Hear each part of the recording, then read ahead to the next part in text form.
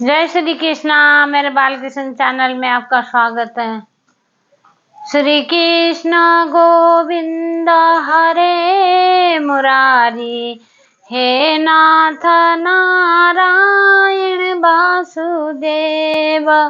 श्री कृष्ण गोविंद हरे मुरारी, हे नाथ नारायण वासुदेव।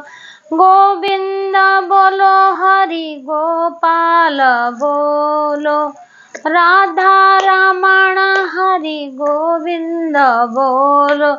गोविंद बोलो हरि गोपाल बोलो, गोविंद बोलो हरि गोपाल बोलो।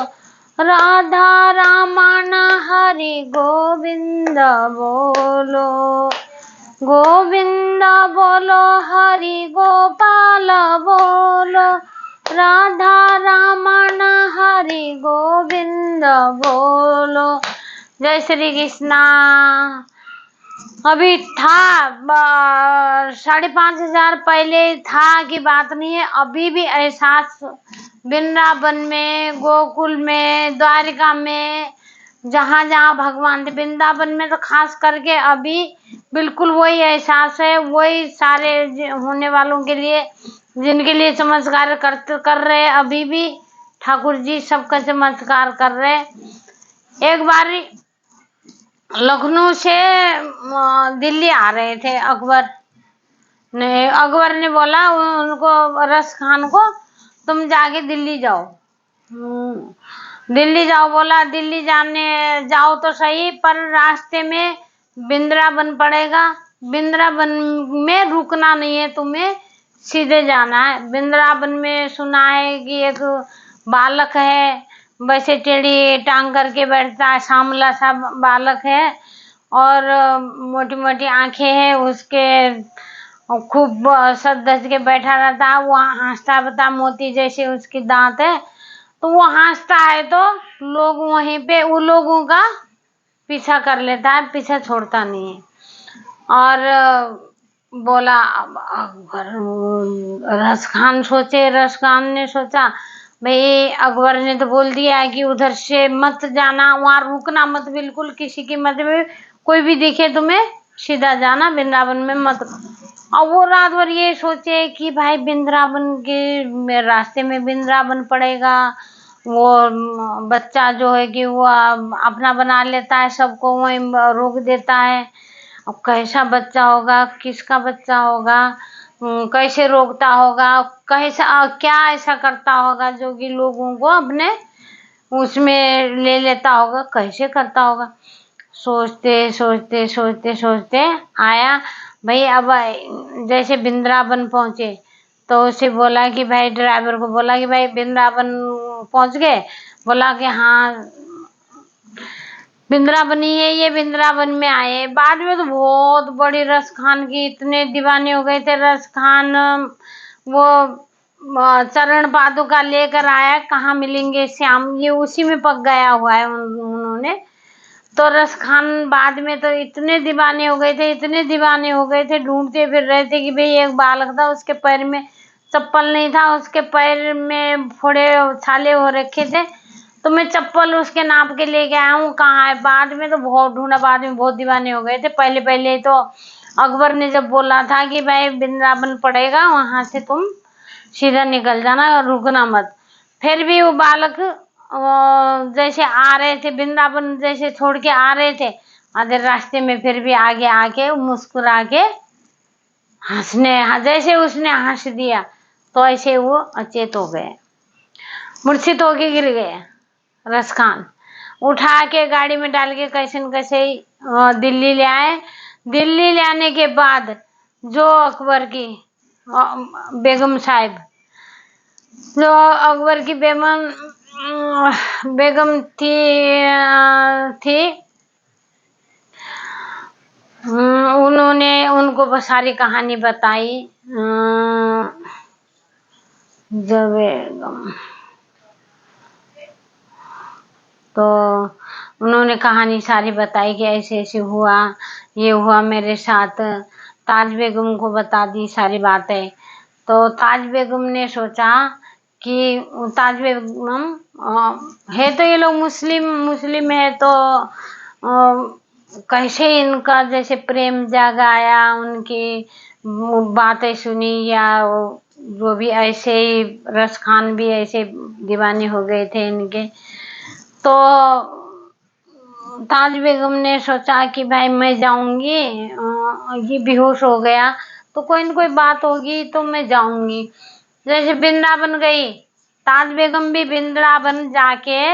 वृंदावन गई तो अंदर जाने नहीं दिया, हिंदू ने वहां पर दर्शन करने जाने नहीं दिया। बोले कि आप मुस्लिम हो, आप दर्शन कर नहीं सकते हो। तो ताज बेगम बाहर ही, अंदर अलाउड नहीं है, अंदर जाने नहीं दिया, तो बाहर ही बैठी हुई थी। जैसे बाहर बैठे हुए तो अब सब बातें करते थे इनकी कि कितने सुंदर है, कितनी इनकी लीला है, अपने भक्तों को कितना प्यार करते हैं, तो भक्तों के लिए कुछ भी कर सकते हैं, अंदर से बाहर आ सकते हैं, बाहर से भी किवाड़ बंद भी हो जब भी ये आ सकते हैं। ये इनका पर्दा खुलता, जैसे खुल जाता है पर्दा, ये किसी को देखते हैं, जिसके आंखों में झांक लेते हैं तो इनको प्यार हो जाता है। ये प्रेम के चक्कर में साथ साथ ही चले जाते हैं।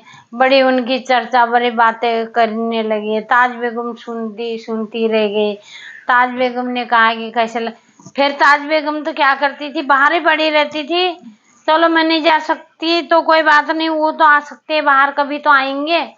बैठ गए डेरा जमा के, और बालू था, बालू के उनको जैसे जैसे लोग बताते थे कि भाई मोटी मोटी आंखें हैं, उनकी बांसुरी है हाथ में, और ये पोशाक पहनते हैं, इतने सुंदर लगते हैं, इतने वो लगते हैं। एक बार तो पर वहां पर राधा रानी की ही श्याम सुंदर को पहले बोल देती थी, सखियां तो सब पहले बता देती थी। तो